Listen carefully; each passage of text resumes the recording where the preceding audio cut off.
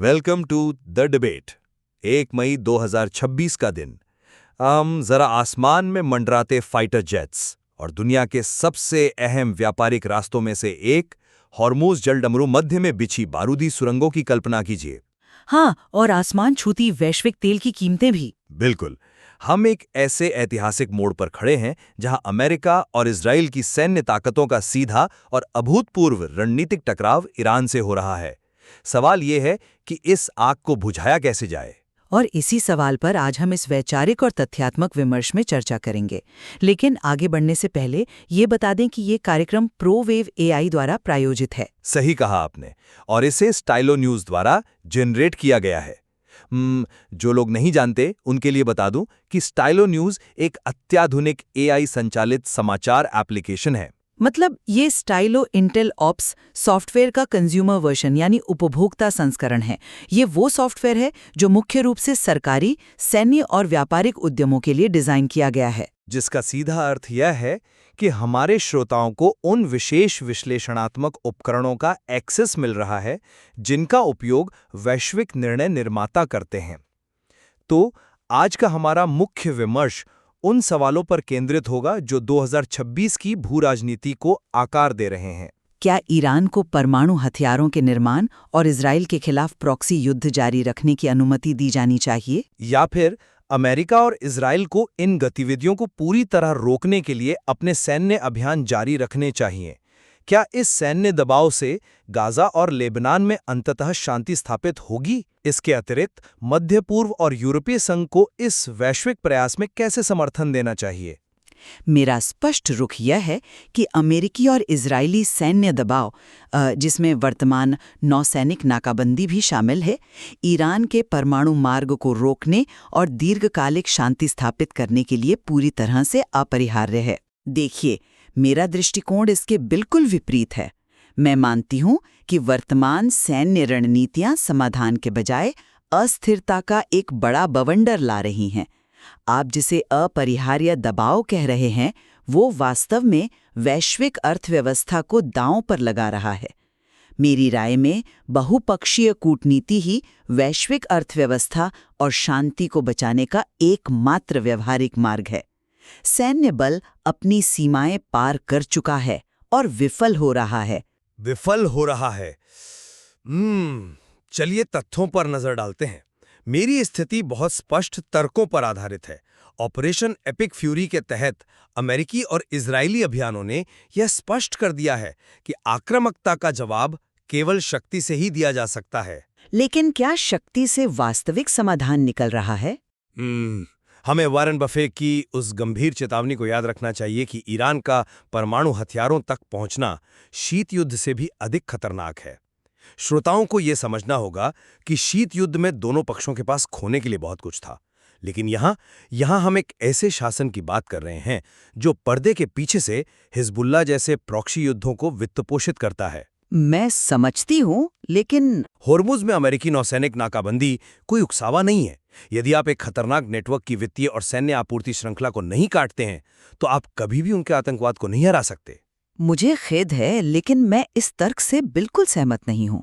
आप आपूर्ति श्रृंखला काटने की बात कर रहे हैं, जैसे कि ये कोई सीधी पाइपलाइन है जिसे वॉल्व बंद करके रोका जा सकता है। तो आप इसे कैसे देखती हैं? ईरान के मोज़ैक डिफेंस यानी उनकी विकेंद्रीकृत रक्षा प्रणाली के लचीलेपन पर विचार करें। ये पारंपरिक सेना की तरह नहीं है जिसका एक दिमाग होता है। ये एक स्टार फिश की तरह है। हाँ, वो तो है। आप एक हिस्सा काटेंगे, बाकी हिस्सा आज़ाद होकर काम करता रहेगा। इसे विशेष रूप से भारी सैन्य आक्रमणता झेलने के लिए डिज़ाइन किया गया है। और रही बात नाकाबंदी की, तो हम एक वैश्विक ऊर्जा संकट के मुहाने पर खड़े हैं। इसका सबसे ताज़ा प्रमाण संयुक्त अरब अमीरात यानी यूएई का ओपेक से बाहर निकलना है।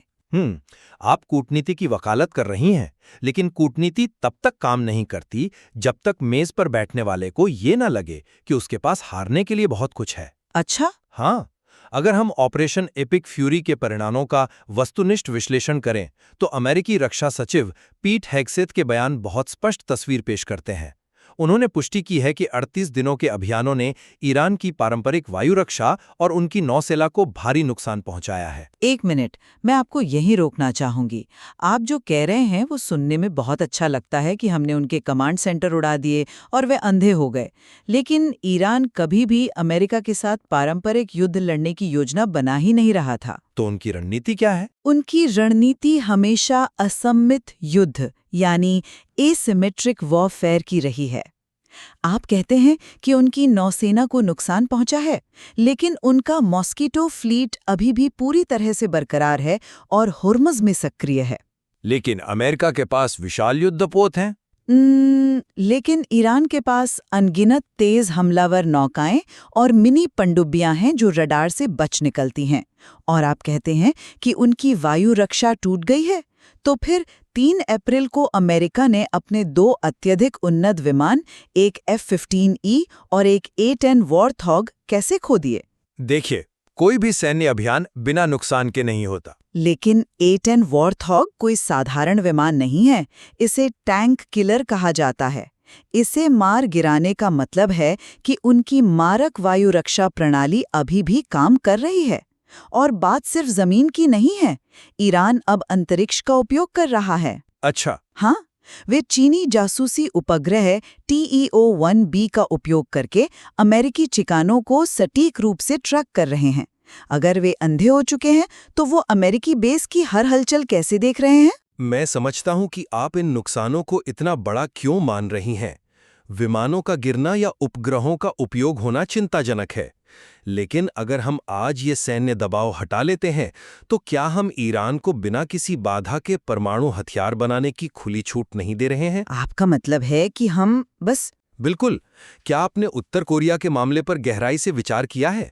1994 में अंतर्राष्ट्रीय समुदाय ने बिल्कुल वही किया जो आप आज सुझा रही हैं। उत्तर कोरिया का मामला यहाँ पूरी तरह से लागू नहीं होता। लागू होता है क्योंकि यह बताता है कि आपकी रणनीति का परिणाम क्या होगा। उन्होंने कूटनीति पर भरोसा किया, प्रतिबंधों में ढील दी गई, और आज नतीजा क्या है? उत्तर कोरिया के पास लगभग 50 परमाणु वॉरहेड हैं।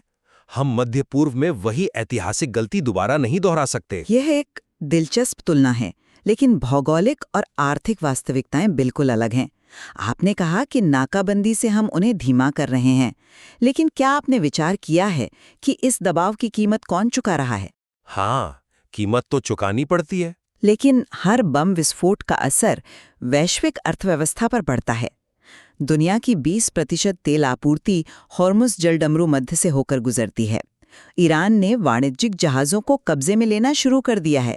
एपामिनंदस और MSC फ्रांचेस्का जैसे मालवाहक जहाज़ों का कब्जा इसका सीधा उदाहरण है। लेकिन उन्हें निशाना क्यों बनाया गया? ये कोई यादृच्छिक कार्रवाई नहीं थी। बिल्कुल नहीं थी। एपामिनंदस को विशेष रूप से इसलिए निशाना बनाया गया क्योंकि उसने कथित तौर पर अमेरिकी बंदरगाहों पर 36 बार रुकने का रिकॉर्ड बनाया था। लेकिन इसका व्यापक असर देखिए। तेल की कीमतें $100 प्रति बैरल के पार चली गई हैं। जब UAE जैसा देश ओपेक छोड़ता है तो इसका मतलब है कि आपकी सैन्य नीतियां आर्थिक हितों की रक्षा नहीं कर पा रही हैं। आप इसे जवाबी कार्रवाई कह रही हैं, लेकिन मैं इसे अलग तरह से फ्रेम करूंगा।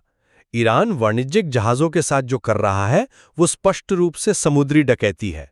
वे अंतर्राष्ट्रीय समुद्री कानूनों का खुला उल्लंघन कर रहे हैं। समुद्री डकैती? हाँ, वे इस मार्ग में जानबूझकर नौसैनिक खदानें बिछा रहे हैं। आप नाकाबंदी से होने वाले नुकसान की बात कर रही हैं, लेकिन आप अमेरिकी नौसेना द्वारा किए जा रहे खदान सफाई यानी डीमाइनिंग के प्रयासों को क्यों नजरअंदाज कर रही हैं? मैं नज़रअंदाज नहीं कर रही हूँ, लेकिन अगर आप एक किले की घेराबंदी कर रहे हैं ताकि आतंकवादियों को भूखा रखा जा सके और वो लोग बाहर आकर आम व्यापारियों को लूटने लगें, तो गलती घेराबंदी करने वाले की नहीं है। हमारी नाकाबंदी ऊर्जा आय को आतंकवाद के वित्तपोषण से रोकने के लिए है। देखिए, अगर आपकी घेराबंदी की वजह से आपके अपने सहयोगी भूखे मरने लगे तो वो रणनीति खुद को ही नुकसान पहुंचाती है। नाकाबंदी का उद्देश्य उन्हें आर्थिक रूप से तोड़ना था, मैं मानती हूँ, लेकिन भारत का ही उदाहरण लीजिए। भारत के साथ क्या? एपामिनोंदस जहाज गुजरात की ओर जा रहा था जब उसे जब्त किया गया। अब भारतीय नौसेना को अपने व्यापारिक जहाज़ों की सुरक्षा के लिए इस क्षेत्र में अतिरिक्त गश्ती करनी पड़ रही है। और यूरोप को देखिए, जो पहले से ही ऊर्जा संकट का सामना कर रहा है। आप एक दुश्मन को कमजोर करने की कोशिश में अपने ही वैश्विक मित्रों की अर्थव्यवस्थाओं का दम घोट रहे हैं। मुझे लगता है कि आप हमारे सहयोगियों की समझ को कम आंक रही हैं। क्षेत्रीय सुरक्षा की आवश्यकता अब पहले से कहीं अधिक स्पष्ट हो गई है। उदाहरण के लिए बहरीन की सरकार द्वारा उठाए गए कदमों को देखिए। बहरीन ने ऐसा क्या किया जो इस खेल को बदल देगा? उन्होंने अपने देश के भीतर IRGC से जुड़े नेटवर्क को खत्म करने के लिए बहुत निर्णायक कार्रवाई की है। उन्होंने उन गुर्गों की नागरिकता छीन ली है जो मिसाइल और ड्रोन हमलों के लिए खुफिया जानकारी दे रहे थे। अच्छा। मध्य पूर्व के देश पूरी तरह से समझ रहे हैं कि ईरान का प्रॉक्सी नेटवर्क उनके अपने आंतरिक ढांचे के लिए कितना बड़ा खतरा है। इसीलिए इन देशों को अमेरिकी सैन्य सहयोग और इस नाकाबंदी का पुरजोर समर्थन करना चाहिए और कर भी रहे हैं। लेकिन क्या वे वास्तव में इस सैन्य रणनीति का समर्थन कर रहे हैं? अगर हम कूटनीतिक दरारों की ओर ध्यान दें तो तस्वीर बिल्कुल अलग है। यूके के सुरक्षा सलाहकार लॉर्ड पीटर रिकेट्स के उस बयान का संदर्भ लें जहां उन्होंने कहा था कि अमेरिका अब यूके के लिए एक विश्वसनीय भागीदार नहीं रहा है। वो केवल एक बयान है और गठबंधनों में तनाव आना स्वाभाविक है। जब ये सिर्फ एक बयान नहीं है, ये एक गहरे असंतोष का लक्षण है। ब्रिटेन और फ्रांस ने हॉर्मुज में अपना अलग और पूरी तरह से स्वतंत्र शांतिपूर्ण समुद्री मिशन शुरू करने की घोषणा की है। जरा सोचिए, वे ऐसा क्यों कर रहे हैं? वे अपने संसाधनों को व्यवस्थित कर रहे हैं। क्योंकि वे अमेरिकी सैन्य नेतृत्व वाले आक्रामक ऑपरेशन से खुद को अलग रखना चाहते हैं। और संसाधनों की बात करें तो अमेरिका अपना गोला बारूद इतनी तेजी से खर्च कर रहा है कि यूरोपीय संघ को हथियारों की डिलीवरी में भारी देरी का सामना करना पड़ रहा है। यूरोप अब महसूस कर रहा है कि वो केवल अमेरिका पर निर्भर नहीं रह सकता। मैं इस बात से इनकार नहीं कर सकता कि हमारे वैश्विक गठबंधन में तनाव हैं, संसाधनों पर दबाव है, लेकिन इतिहास गवाह है कि जब बड़े रणनीतिक फैसले लिए जाते हैं तो अल्पकालिक असहमतियां उत्पन्न होती ही हैं, है ना? बिल्कुल। तो आज के हमारे इस विमर्श के प्रकाश में मेरा सारांश यही है कि परमाणु अप्रसार को केवल अंतहीन राजनीतिक वार्ताओं के भरोसे नहीं छोड़ा जा सकता। दबाव की रणनीति निस्संदेह जोखिम भरी है। हाँ, वैश्विक तेल की कीमतें बढ़ी हैं, लेकिन जरा दूसरे विकल्प के बारे में सोचिए। एक परमाणु संपन्न ईरान जो बिना रोक टोक के प्रॉक्सी नेटवर्क का विस्तार कर रहा हो, वो कहीं अधिक विनाशकारी होगा। और आज की इस विस्तृत चर्चा ने मेरे इस विश्वास को और भी दृढ़ किया है कि इस वर्तमान सैन्य रणनीति की अपनी सीमाएं अब पूरी तरह से दुनिया के सामने आ चुकी हैं। जब आप मोज़ेक डिफेंस जैसी लचीली प्रणाली पर पारंपरिक सैन्य प्रहार करते हैं तो वो टूटती नहीं है, बल्कि वो नए तरीकों से पलटवार करती है। इस बल प्रयोग ने न केवल हमारे पारंपरिक सहयोगियों को हमसे दूर किया है, बल्कि अर्थव्यवस्था को भी संकट में डाल दिया है। मेरा दृढ़ मानना है कि एक बहुपक्षीय कूटनीतिक समाधान ही वैश्विक तबाही को रोक सकता है। वार्ता करना कोई कमजोरी का संकेत नहीं है। हम दोनों ही इस बात को स्वीकार करते हैं कि इन दोनों दृष्टिकोणों में बहुत मजबूत और साक्ष्य आधारित तर्क हैं। ये स्थिति अत्यधिक जटिल है। हम यहाँ कोई विजेता घोषित नहीं कर रहे हैं, क्योंकि अंतर्राष्ट्रीय भू राजनीति कोई खेल नहीं है। यह निष्कर्ष हम पूरी तरह से आप पर, यानी हमारे श्रोताओं के विवेक पर छोड़ते हैं। बिल्कुल। इस विषय की गहराई को समझने के लिए कई दृष्टिकोणों की आवश्यकता होती है। जब दुनिया इतनी तेजी से बदल रही हो तो हमें हर एंगल से सोचना पड़ता है। सही कहा आपने। कोई भी साधारण हाँ या ना काम नहीं आता। तो चर्चा को यहीं विराम देते हैं। अगर आप इन जटिल वैश्विक घटनाओं पर अपनी समझ को और भी गहरा करना चाहते हैं तो स्टाइलो न्यूज़ ऐप आज ही डाउनलोड करें। हाँ, ये एक बेहतरीन एप्लीकेशन है जिसे आप व्यक्तिगत इंटेलिजेंस स्टाइल ब्रीफ प्राप्त करने के लिए कस्टमाइज कर सकते हैं। ये सैकड़ों पारंपरिक समाचार स्रोतों और एक्स से सीधे आपके लिए सटीक विश्लेषण लाता है। स्टाइलो न्यूज़ की सदस्यता लेने के लिए www.stylonews.com पर जाएं और ऑन डिमांड AI पावर्ड समाचार प्राप्त करें। सुनने के लिए धन्यवाद और आपका दिन शुभ हो।